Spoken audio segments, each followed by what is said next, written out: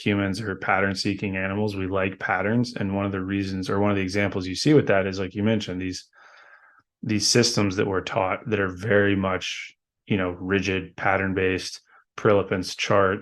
You mentioned the energy system stuff. Like those are very, very attractive because they give us this illusion of objectivity and this illusion that human performance is just a series of putting together puzzle pieces and, oh, here's all these puzzle pieces, go, do the puzzle. But again, I think that if you can take a step away from that, and we talked about this in the episode with Chris, thinking about thinking, just different cognitive frameworks that allow you to be okay with some level of uncertainty. I'm just going to wing it. We're not doing an intro. Here's an intro. Hi, welcome to MOPs and MOEs. If you're listening to this the day it's released, and if we stick to the plan that we had, it should be Christmas. Merry Christmas.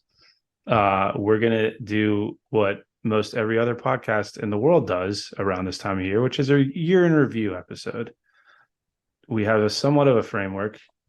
We're going to kind of walk through some of the statistics from the year, some of the key themes that we took away from some of the episodes, and just kind of riff on some of the takeaways. For year one of the pod, it's been a pretty big year. Well, it hasn't even been a full year. It has not. Technically. So should this be like 3/4 of a year in review? Sure. Okay. I'll check. I'll do the math later. We'll figure it out. Hit us with some stats. Okay. So the two most exciting here, they're both like really cool to me because it blows my mind and they lead to like things I will request of you, our listeners. The first one is we were among the top 5% most followed in the world. In part, that tells me just the sheer quantity of podcasts that are out there that nobody's listening to. Yeah, I don't think that, maybe it's a credit to us a little bit, but I think it's more just, there's a lot of apps you don't listen to. Dude, there's a lot of podcasts out there with nobody tuning in. But what I thought was interesting is that only 31% of the people who listen to our podcast actually follow the podcast. So here's the request. If you like our stuff, if you like tune into this more than one time, if you think this would help you out, definitely hit that subscribe button. It will help you find us. It will help us find you. It'll help get the word out. So like, follow, subscribe, all that good stuff. I was going to say I'm going to subscribe, and then I realized I'm already subscribed. So you better be a subscriber. You should install more podcast apps and then subscribe on those apps as well. On that note, we have our top 5 episodes. Oh, we got one more stat. Hold on. Oh, sorry. Go ahead. It's a big one. Top 1% most shared in the world, which is crazy. How many podcasts are there? They did not give a total number. I wish. I would love to know that number. Hold on. I'm going to Google it for our listeners here. There you go. Good luck finding a quality number. Every time I try and look up any kind of like statistics related thing to compare us to everybody else, there's a million different answers depending on which website you go on. But all of these stats are from Spotify. So if you trust your Spotify Wrapped to be accurate, we're going off the exact same thing. I literally just Googled how many podcasts are there, and I got an answer in the first hit. So what is it? As of June 2022, there are over 2.4 million podcasts with over 66 million episodes between them. So by being in the top 1%, that means there are only a few 100,000 podcasts that are more shared than ours. I mean, but weirder than that. So if there's 66 million episodes across 2.4 million podcasts, I'm going to be vulnerable here, and my math might suck on this, but that is, you're averaging roughly 30 episodes per podcast. Uh-huh. People don't make it that far. No. I mean, because Joe Rogan alone is in like the thousands. Yeah. Well, we're coming for you, Joe. Coming for Joe. All right. The cool takeaway for me on the top 1% most shared thing is it broke it down by how people share it. And it's really not blasting our stuff on like social media platforms that's getting the word out. It's like real, organic, like person to person communication kind of stuff. People sending text messages, people sending DM kind of stuff. Like that's the way it's actually spreading. That's what gets people to care. So that's my next ask for the audience is, if this is a good product, if it's something you value, if you think other people could benefit from it, go out and like actually tell specific people about it, because that's what seems to actually work. All right, here's our top 5. Drum roll. Let's go. So coming in at number 5, and we don't have numbers of listeners necessarily. It's just the top 5. So number 5 was Sleep for Tactical Performance with Allison Brager. Shout out Allison. The Army could listen to that. There's some serious gains to be made in the sleep domain. Also, credit to Allison. The only episode we recorded where the guest was in a gym while we recorded it. That's true. So, keep it real. Number 4 was Paradigms in Strength and Conditioning with Evan Pycon. That was one of our original episodes. Early days. Shout out, Evan. Thanks for coming on before we had any street cred whatsoever. Number 3, Hybrid Training with Alec Blennis. That was a fun one. Alec's a freak, man. And a good one. I keep seeing his stuff, and it makes me feel really bad about my own athletic performance. Yeah, if you're not following Alec, not just because of him coming on here, but just in general, for somebody that's dropping some really good knowledge and doing some insane things, give Alec Blennis a follow. Number 2, How to Win Best Ranger with Vince Pikowski. Also somebody out there doing crazy things. Some legit stuff. There are a lot of good takeaways in that one too. He slides into the DMs every once in a while, so I know he's following. So I appreciate that, Vince. So does Alec, actually. Actually, basically all these people still slide in the DMs. So we got ongoing relationships with the guests, which is good. Perfect. Number 1, Zone 2 training from mountains to tactical with Scott Johnston. Shout out, Scott. Which is particularly cool because the sequel to that episode is coming soon. When people hear this episode, oh yeah, that's true. We've already recorded it, but we're going to release it after this one. So we have Scott coming back on. We've got some frequently asked Zone 2 questions. And honestly, I would think, just from in my own little bubble, there's been a lot of conversation around Zone 2 and endurance, just broadly speaking. I don't think that that's necessarily because of us, but it's certainly created some interesting conversation. So it's been popping off. Lots of people talking about it. Blue Crew, all that stuff. Yeah. My Make Endurance Great Again hashtag might actually go somewhere. Maybe we'll make hats. Maybe they'll be. Good, yeah. I don't know if they'll be red or not. I don't think they should be red. I think Make Endurance Great Again would be. Maybe we'll have that on the store one day when we create a store. Well, JC's calling his Zone 2 group the Blue Crew, so they could be blue hats, and then the Blue Crew would get them. Could do blue Make Endurance Great Again hats. Something to look forward to in 2023. It's Blue Crew because depending on the app you use, it color codes the zones, and Zone 2 on some apps is blue. I get it. It's a thing. It's fair. I can get behind that. Okay, so the other thing we wanted to do was just kind of hit on some, unless you have anything to add for our top 5.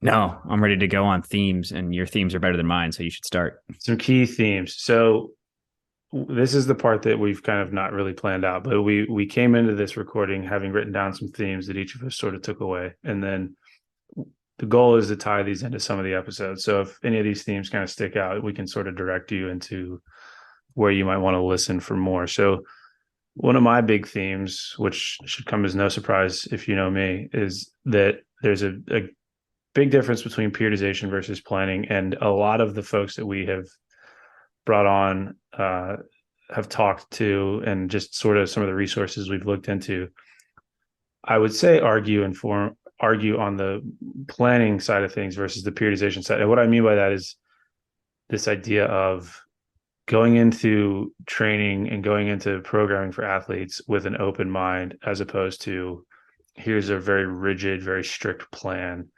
That theme came up super early on. Obviously, we had Evan talking about it. Which episode do you think I'd suggest people start with for talking about that concept? John Kiley. Absolutely. I mean, my favorite episode by far. Shout out John Kiley. But yeah, if you want any information about periodization versus planning, just generally speaking, Google John's work, but more importantly, listen to the episode we had with him on. It did come back up when we talked to Jordan Feigenbaum as well. That was a theme in that conversation. Actually. Yep. And Angus. Yeah. Well, but that trickles into my second theme, which is the importance of the athlete, this athlete-centric model. And all of those names mention the athlete-centric stuff as well. Again, this idea that instead of the plan, capital T, capital P, being the central focus of this athlete management strategy, the athlete is actually at the center of things, and the plan, the environment, the stimulus all kind of orbit around the athlete. It seems, and we're probably repeating ourselves when we say this, but it seems obvious. However, people would probably be shocked if they did an examination of their own work or an examination of some of the work in our field, that gets the most amount of praise, and realize that it is not athlete centric whatsoever. It's very much plan driven. And this seems, from a lot of conversations I've had more recently, to cross into a lot of the domains in terms of like medicine and Yes. human performance and Good all point. of these things. The one that has stood out to me the most is it kind of messes up the way we teach people. Instead of teaching people the stuff that they're ready for, or the stuff that would be most useful to them, or the stuff that would help them build a foundation they could build on later, we often teach them the stuff that like makes us feel smart when we teach it, or the stuff that we are most interested where we are at in our journey of learning. And that can cause a lot of problems, because you end up teaching like really complex science. Like the one that frustrates me the most a lot is I see that whenever people are teaching human performance stuff, whether it's like clinics or these like extender courses or whatever it is, train the trainer stuff in the military, there's this idea that you need a huge scientific foundations block before you can go into anything practical. And I'm not sure that actually helps the people that are learning. It's almost like, I mean, because you're right, I'm thinking of your standard text, and it's super into the anatomy and physiology, which is fine. But there's not really much mention at all about the psychology piece of it. And I'm wondering if, we had the keys to the castle, so to speak, and we could rewrite that whole process. I would argue that the psychology piece would have more of an emphasis. And in terms of like episodes, I know the one that we did with Aaron, the chiropractor, he talked a lot about this, really, like you mentioned, across a lot of different scopes.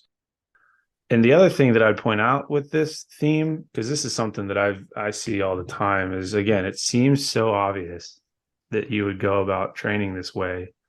And a lot of coaches will say that they do it, and then you look at their work and they don't actually do it at all. So maybe like, New Year's resolution for people, like take a look at your stuff, and try and see if there's ways in which you can inject more feedback and more collaboration with the athletes that you're working with. So that was number two. And then again, Before you go to the next one, please. I do want to say a comment I hear a lot in the coaching world, and I'll contrast this with like ideas of leadership in the Army, but a concept I hear all the time in the coaching world is you don't coach effort. That's up to the athlete. That's up to them to bring. And that's a really convenient way to like blame your athletes or blame your clients when it doesn't work out for them. In terms of like how the Army approaches this kind of stuff, what leaders are responsible for providing their people are purpose, direction, and motivation. Like explicitly, a leader's responsibility is to get them to care, to get them to buy in, those things. And it seems to me like the coaches that people remember, and the coaches that people value, and the coaches that make the most impact definitely are coaching effort. They're coaching mindset. Yeah, I would argue. I would probably think that those guys too aren't so hung up on back squat versus front squat. Probably also true. Okay. And so, like I mentioned, it trickles down into me for number three, which is, we've talked about this a lot, that the subjective information, data, metrics, whatever, are, greater than / equal to the objective data, metrics, whatever. I think we've probably talked about this in just about every single episode, so it's hard to point out one specific one.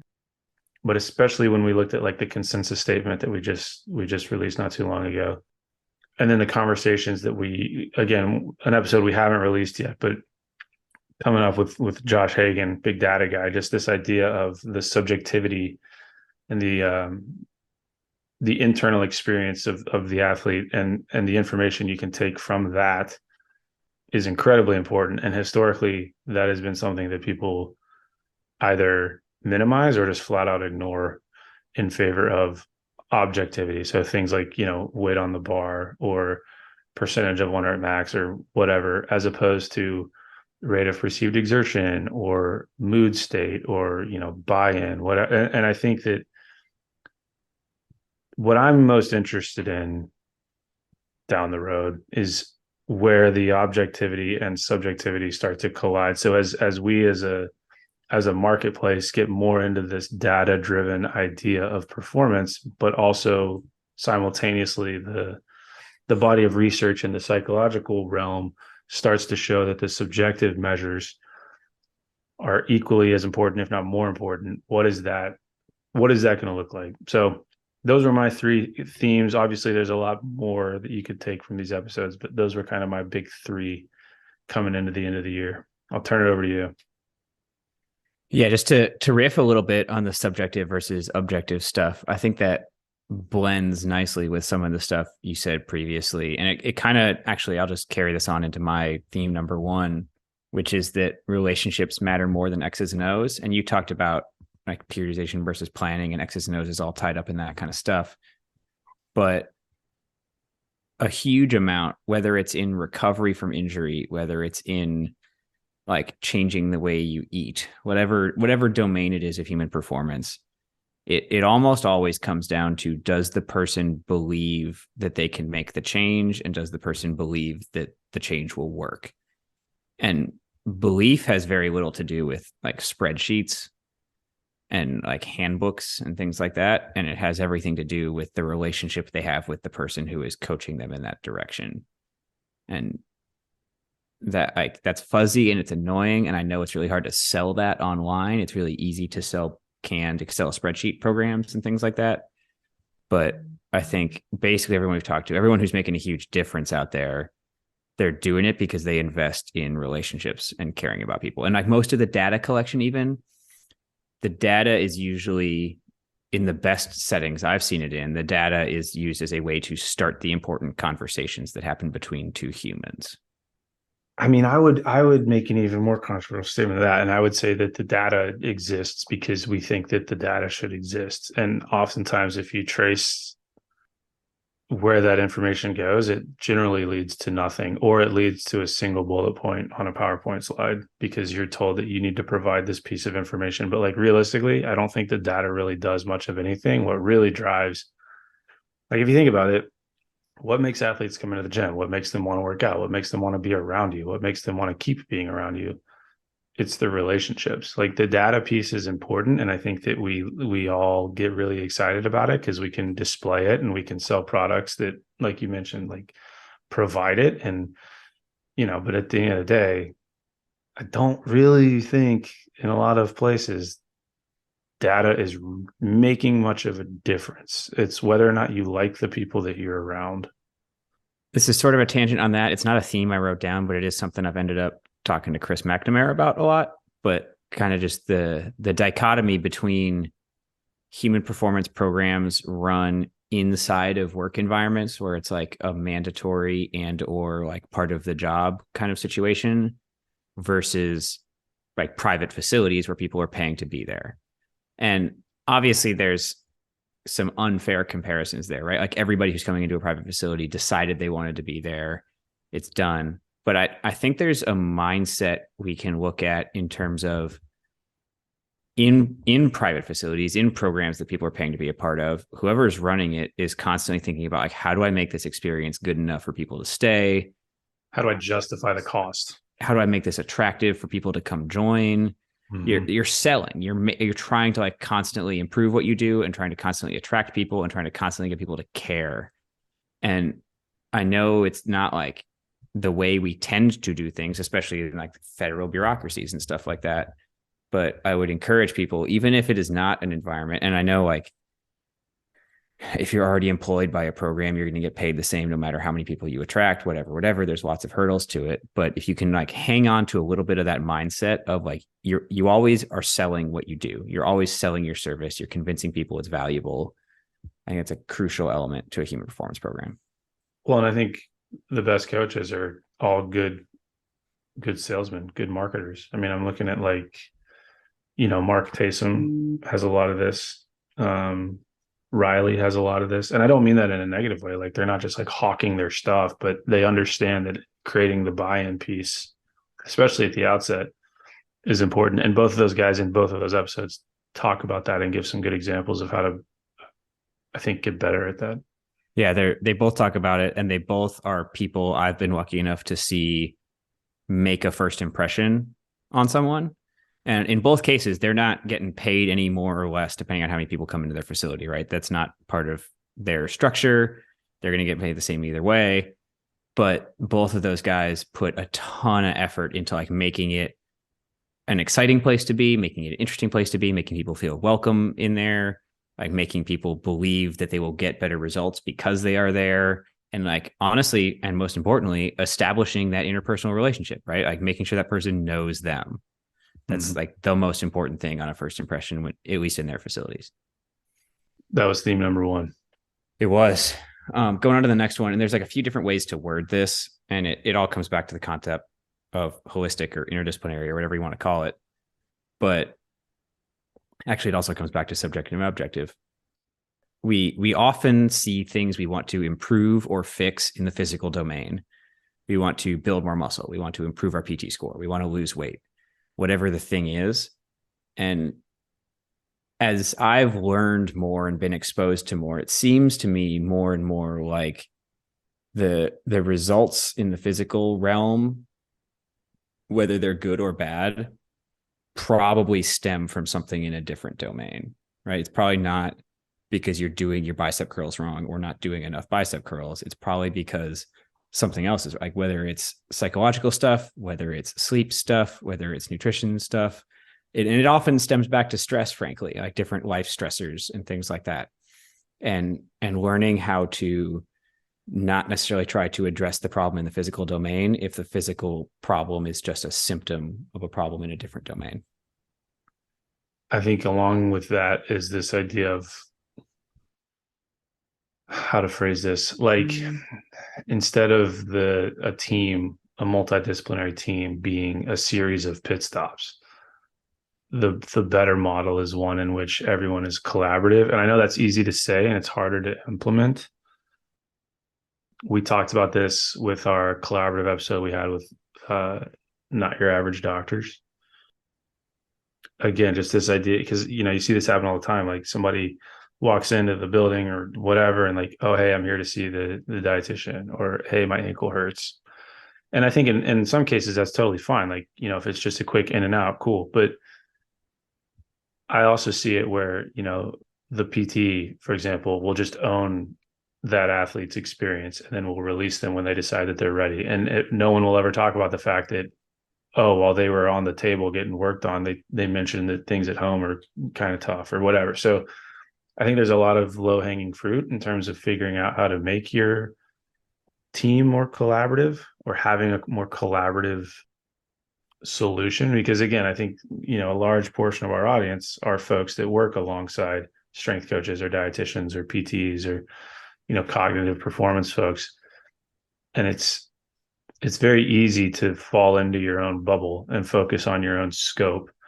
We've talked about scope creep. I would argue that there's way too much ego going on right now in human performance, specifically in the tactical space, because it is a young profession. Everybody is still trying to figure out what the right answer is. And with that comes a lot of insecurity. And I get that. And I do the same thing. But I think the next move in terms of maturing this industry is figuring out how do all these different components work alongside each other, like you would see in a professional space or a collegiate space. So again, that's just the opinion of one person, but I think it hits on what you mentioned. All right, next theme. And this crosses a ton of episodes. We talked about it a few different times, but the idea that like all frameworks are wrong. They're inevitably going to oversimplify to some degree. They're not going to be perfectly accurate. They're not going to account for something, but some are useful despite the wrongness. And it's a game of sorting out like which oversimplifications lead you to make better decisions and which just make things confusing and complicated and things like that. A classic one I'll point to coming up here soon. I'm going to like revisit some of my like original content that I made early on and like see which of it like still holds water and I can like reuse it and bring it back a little bit. But one of the examples, I was super proud of this when I was new to the space, but I used to like constantly draw up my little like energy systems thing to explain the difference between like phosphagen, anaerobic glycolysis, aerobic glycolysis, beta oxidation. And I'd like do the whole like campfire metaphor thing and explain how it's not like shifting gears, yada, yada, yada. Hey, to your defense, a lot of really smart people still use that. They're wrong, but they still use it. Yeah. And I'm not necessarily saying like those things don't exist. Like some of those reactions happen in your body and that's cool and stuff. But frankly, it kind of comes back to athlete centric, right?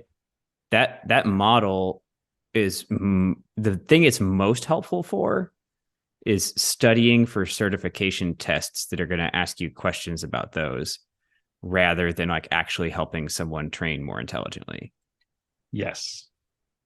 And so that is an example of a framework that it has some inaccuracies in it. It has some accuracies in it. It has some nice like vocabulary that makes you sound smart if you talk about it, and all that stuff is cool. I'm on the fence about whether it's useful, and I think there might be other probably more useful ways to talk about the way we train. I think my biggest issue with it is if you look at it and you look at the numbers and you look at the time domains and stuff, it makes it seem like aerobic capacity is less important than it actually is.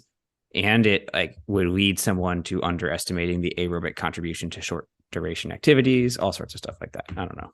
Yeah, I'm more so in the camp of like that's not useful and it's probably dangerous. Yeah, I know. And the reason for that, and we talked about this again, for any going down a kind of an energy systems rabbit hole, but like the episode that we did early on with Evan, we specifically talked about this point because it's something he is very, very good at. To me, the ineffectiveness of it, and really with a lot of frameworks, like I think a lot of them are useful as long as everything's going well. Like you see a lot of coaches that are using stuff that is just like flat out wrong and or stupid, but the athletes are performing. And so it's kind of that old saying of like, if bad data supports your cause, is it good data? Question mark. I think where it becomes dangerous or ineffective is when things start to go wrong. So energy systems specifically, like you mentioned, if my athlete is having a tough time with short explosive stuff or whatever, and I am of this mindset that like, oh, oxygen has nothing to do with that. It's anaerobic, blah, blah, blah, blah. I'm not even going to touch any of the more utilization heavy type training methods or more of the respiratory, limited type training. So again, a lot of the stuff that we talked about with Evan, I think models are great. The question is always, does it hold up when things go wrong? And if you're working off if you're working off of a model that is ineffective, when things go wrong, you're often going to then blame the athlete as opposed to looking at your own system because you think that your model is correct. We also talked about it in the like how to build your own PT program episode. Mm-hmm. Critical to that is trying to give people frameworks that they can use and be effective. And like there's references to some of those same vocabulary words in that episode, but we also don't lay out the energy systems necessarily. Yeah, it's tough to like find, because you got to give people something, right? If you're going to if you're going to try and create autonomous athletes, what I think is the goal, like create somebody who can take care of themselves, you got to give them tools and you got to figure out which tools are actually useful. Well, and just to put a bow on this one, like, and again, not to like keep mentioning John Kiley, even though I do it all the time, his essay on stress talks about this specifically, and this idea that humans are pattern seeking animals. We like patterns. And one of the reasons, or one of the examples you see with that is, like you mentioned, these systems that we're taught that are very much, rigid, pattern based, Prilipin's chart.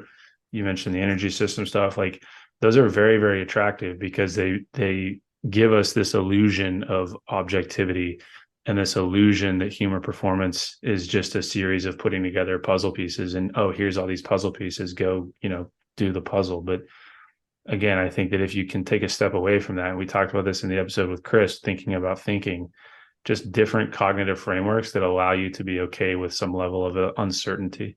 We went down a deep rabbit hole with that theme.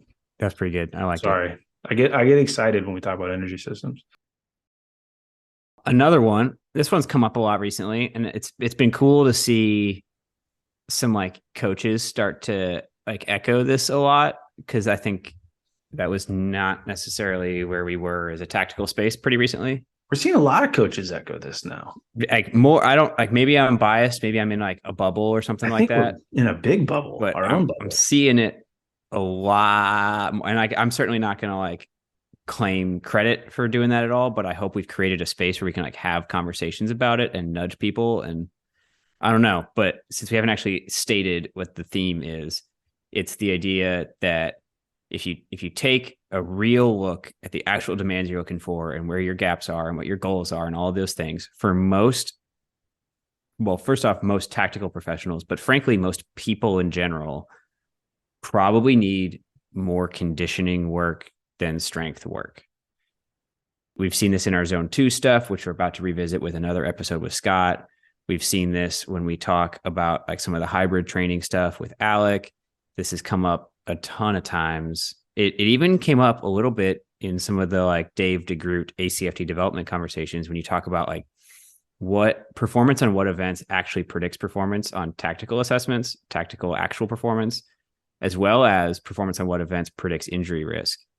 And you see really big gains to be made and like protective factors to be garnered from aerobic capacity kind of stuff.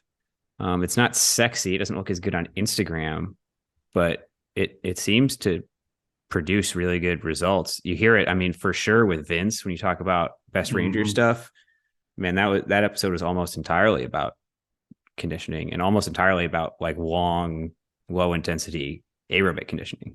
His programming I think we talked about the programming that he sent us, but he gave us sort of a snapshot of some of the stuff that he did leading into Best Ranger. And like, it is predominantly, I mean, I'm going to make up a statistic here, but it's like 90% endurance. And I think so. To me, that's like a twofold conversation. Number one, it's just getting comfortable with this idea that yes, being more aerobically proficient is going to produce a better individual than someone who is less aerobically inefficient. I think, again, we talk about this with Scott too, but you could make the case that there's a ceiling to strength. You could arguably be too strong for this profession. You'd be hard pressed to find somebody that would make the case that you could be too enduring. Well, I'll flip that one a little bit in a way that's made more sense to me, at least, which is that it's not that you're too strong or too enduring. It's that you probably can point to a certain point where you are strong enough and additional strength is not necessarily additional performance anymore. The time spent moving your deadlift from whatever 400 to 500 versus dropping your 2 mile time from, what was the one we saw the other day, like 25 minutes or something, down to like 14. Like, it's just, anyway. But the other piece to that I think is, and we're seeing this across, well, I feel like we're seeing this across the strength and conditioning industry, is like people are finding that I'll phrase it this way, like the mythology around concurrent training is probably mostly false, and that it is actually, I don't want to say easier than we thought, but certainly less complicated than we thought. This idea of you can be very competent aerobically and also very competent from a resistance training perspective. Like, you can be strong and lean and jacked and like, super fit, but also can run fast. And Riley's an example of somebody who's doing that. Like, we see a lot of people, then we talk to a lot of people that are able to do those things. Alec is another good example. And I think it's kind of funny too, because like Riley doesn't even use terms like hybrid or concurrent. He's just like, I'm going to be good at that stuff. Just wants to do it. There's no like gaming. There's no like pre-fatigue conversation. Like, there's no extra complexity. Just, hey, I'm going to do strength and I'm going to do conditioning. I'm going to be good at both. Yeah. I mean, that's kind of just it. Like, just do both of them. And if you find that you're sore or you're tired, like, do less of it and then figure out, like, I don't know, that's its own episode. But like, yes, I agree with that 1000% that you probably need more. And we hit on that. I mean, what was that? Our third episode about our strength versus conditioning? Yeah. Strength versus endurance, episode 3. Mm-hmm. First real episode, or second real episode. We had that debate. And the aerobic one won out, but hey, make endurance great again. Yeah, it's happening. And then final one here, which I don't know if this is helpful. I don't know. It depends on who's listening. If you're in a leadership position, hopefully you're listening to this one. But it is true that a significant amount of fitness outcomes are an individual responsibility. Even when we're in these tactical spaces where everybody's in a unit and an organization and all these stuff, a lot of it comes down to individual ownership, putting in a little bit of effort, especially when it comes down to like what you eat and how much sleep you get. A lot of that on most days is going to be up to the individual. But that said, leadership plays a huge role in creating the culture, creating the opportunities, not hurting people, making it seem like something they want to do. There's so much. And I'm talking, when I say leadership here, we have a lot of these conversations now. We're talking about like human performance teams embedded in military organizations. I don't know the human performance team can do great things if the leadership of the actual organization, like the uniformed leadership, is not bought in on this stuff and not creating the space for it and not encouraging it and all of those things. There's only so much human performance folks can do. Like this is a leadership responsibility in a really big way. Yeah, I'm glad you said that, because I mean, I see that all the time in my day job, this idea of like, oh, that's a cool thing we have access to, but like we've got this covered. Like we've been running our own PT for forever. And okay, fine, like sure, you're fine. But like certainly it would not hurt if you collaborated with this individual who has years of experience and degrees and exposure. Like there's no harm there. Which kind of goes back, I mean, again, on both sides to this, we talked about the marketing piece, the buy-in piece, like you mentioned, just creating the environment. Flip side of that, I suppose, is it is a very, very young idea, this idea of embedding, and a lot of times embedding civilian professionals into a military organization. Even the guys that have been doing this the longest are really only 10 or so years in. A few are longer, but normalizing it is maybe only 10 years old. And that's in the special operations community. So the conventional side of things, I mean, there's always been fitness facilities on installations, but the idea of embedding that and making it part of the culture is very new. And as you mentioned, I think if the leadership fights that because they think that for some reason it's taking away some like mythical thing that we've always done, well, then like you're never going to see any change. That's called path dependency, which again, we talked about with Chris. I'm also going to throw one out. I'm going to rewind here back to being active duty a few years ago. And there were constant conversations about the state of the NCO Corps and like, are they empowered enough to lead and all of these things? And I think our NCOs are capable of doing a lot more than they're allowed to do in a lot of organizations, right? And there's an ego challenge with the whole fitness thing, right? Because a lot of NCOs are accustomed to being in charge of that and they want to stay in charge of that. And to some degree, they will keep a responsibility for that. But it can be threatening to have some like random civilian come out and say, hey, look at my cool degree and my cool certificates and all this stuff. And now I'm going to tell you what to do. That's a relationship problem that you got to solve on a personal level. But I would suggest that if PT is taking up, like if that's a huge part of an NCO's like leadership responsibility and opportunities, then we've really messed up the way we develop NCOs, right? Because I constantly hear, like especially in like units I was in, right, that like, yeah, there's this cool new like stuff we can do, but these guys got to learn how to do the prep drill and military movement drills 1 and 2 and the recovery drill, and they got to learn how to like extend a formation and all this stuff because that's crucial for like schools they're going to go to get promotions. And I'm like, why though? Right? Like, Because it's always been done that way. What value does it actually add to make someone really proficient at like the drill and ceremony of running a kind of crappy warm up? Like which would I rather have on my team? A sergeant who can like run a picture perfect prep drill, or a sergeant who can run a warm up that actually gets the guys warmed up and excited and ready to go and is like tailored to the workout they're going to do? I mean, maybe I'm crazy. I don't know. I had this exact same conversation the other day with an NCO, this idea of like, and again, this is not a knock on any of this because I do think there's value in doing this the right way, but you do kind of have to ask the question of like, what do we gain here and what are we giving up by not allowing this to change even slightly? I don't know. I think about it even more now that I'm in a reserve unit and there's so little opportunity for training. You only see people a couple days a month. You might have like 1 to 2 PT sessions per month. And in those environments, that means because of the forcing functions and because of the incentives we set up, the most important thing that happens there is somebody who's getting ready to hopefully become an E5 is all about making sure they know their PRT drill and ceremony. And that just makes people less excited about PT in my limited experience, right? There's ways to do it well. I got it. And like PRT is not necessarily bad. There's good components of it. The leg tuck is part of it, but like we gotta have some serious conversations about like how we approach these things. And like this is coming full circle to MOPs and MOEs, right? If we are doing things flawlessly, but they aren't helping us get closer to the actual goal we have, then we're checking all the MOPS boxes and none of the MOEs boxes. And that's a problem. Beautiful. I'm gonna put you on the spot here before we close out. What was your favorite episode? Ooh, that's a hard question. I'm gonna take a slightly unexpected approach to this one, and I'm gonna take an athlete centric or listener centric approach to choosing a favorite episode. And this also helps me not get in trouble with any of our guests because I'm going to choose an episode that has no guest. I'm not going to play favorites. But the how to build your PT plan episode has been more popular than a lot of our recent episodes. It's getting more listens faster.